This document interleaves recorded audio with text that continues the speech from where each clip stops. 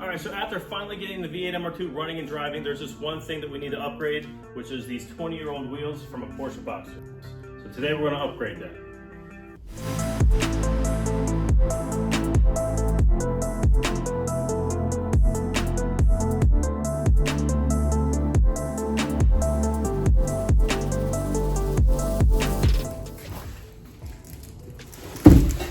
All right, and to make that wheel upgrade, we're gonna be going with these new 18-inch Apex racing wheels.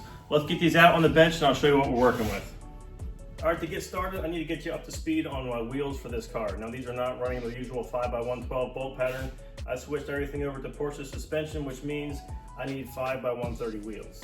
Now, to get that, the wheels, unfortunately, are all running a run bigger and make things a little bit more difficult. Now in the back, I'm running 9-inch wheels currently. We're gonna be upgrading that to 9.5. I believe they're gonna fit perfect. The shortest wheel on the front I could get from this company is an 8.5-inch wide wheel. The difficulty is I'm currently running a 7-inch wide wheel, and with my calculations, the 8.5s are obviously gonna stick out. So with the calculations, it should be about an inch. So we'll get these things unboxed and then we'll go on to fitment.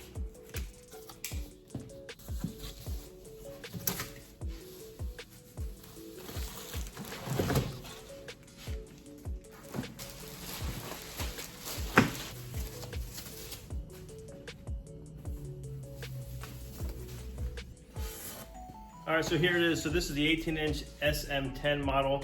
Now this is the anthracite color, so I really think this is gonna go well with the color scheme I have on my car. With that being said, let's get the old wheels off, let's get this thing fitted, and we'll see how we're gonna make those adjustments.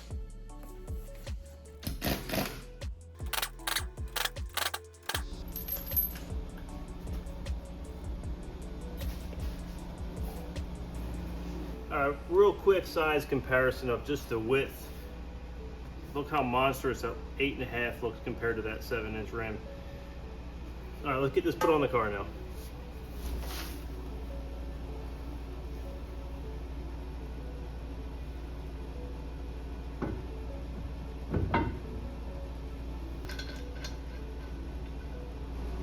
All right, there it is mounted to the car, and at a first glance, it looks like it's gonna fit pretty well. But when I come up over top of the fender well here, you can see that's the significant inch that we need to move in. So let's take that back off of there and we'll have another look at my suspension. All right, luckily on the underside, I have no interference with the strut itself.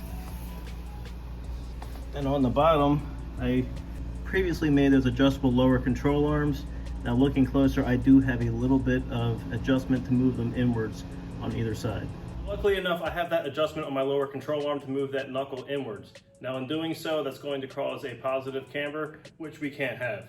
Now normally you just go right back to your strut tower and you adjust that camber back in with your adjustable suspension. However, in my case, I am maxed out with my camber adjustment and I have nowhere else to go. So in order to adjust that further, I'm going to reset those holes, all 4 holes, inwards forward about another inch, and then we'll reassess from there, and I should have some additional adjustment from there. Now that control arm is pushed in as far as I could get it, I now went over here and made a template to move these in an inch forward. So I drilled these from the bottom because this is a double plate. You can see there's this 1/8 inch piece below everything, and then there's this kind of a cap piece that helps hold these strut tower braces together. Now to enable to get the studs through here and then nut on the top, so this is the through hole is already there. I'm going to hole saw around this just to open up the access so I can put the nut down to the bottom plate.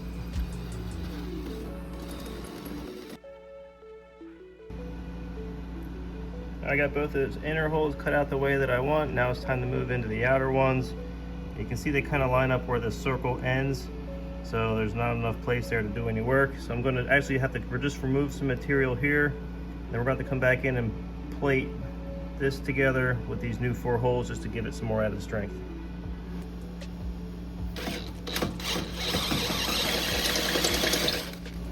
And lastly, I need to drill out a section right here just for where the center of the strut will intrude through.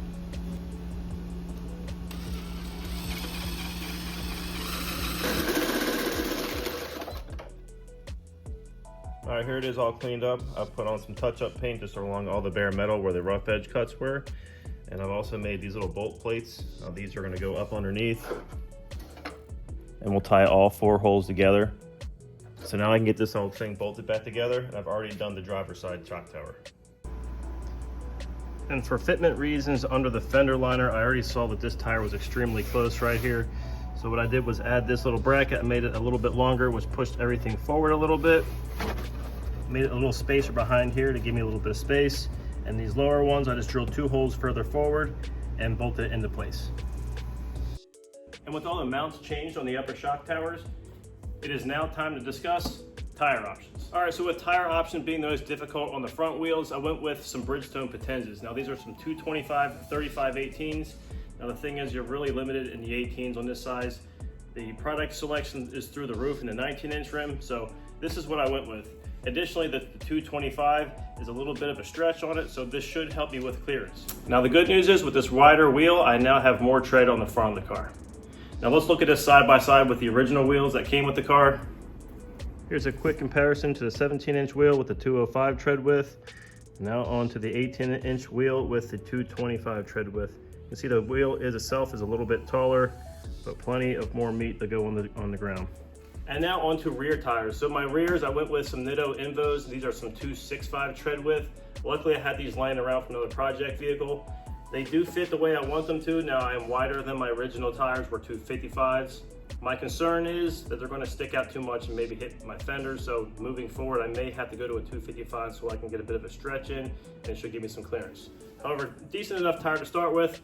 I think I'm done discussing tires with you now. I think the most important part, let's see how this fits.